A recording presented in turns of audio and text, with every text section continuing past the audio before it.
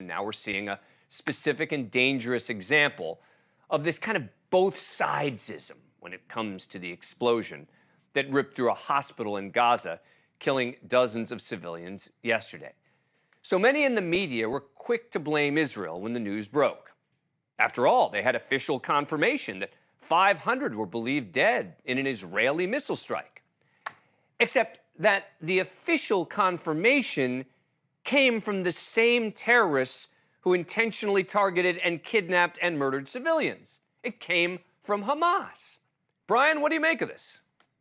You know, sometimes, Dan, you're out there criticizing the media, and I want to defend the media, but there is no defense here. This was an atrocious series of mistakes by many different major newsrooms all around the same time on Tuesday.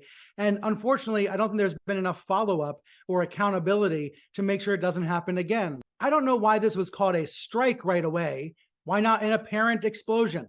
I don't know why reporters went with those huge reports of deaths, hundreds of alleged deaths, when it had only been 30 or 60 minutes since the explosion. Common sense would indicate that we didn't know yet how many people might have died. There is no doubt this was a tragedy at the hospital, but there was this rush to judgment based on a one-sided story from whatever the opposite of a reliable source is. War is already hell. It should not be made worse by misreporting. But I fear that on Tuesday, the media made a bad situation worse. They actually did harm as opposed to trying to do the opposite.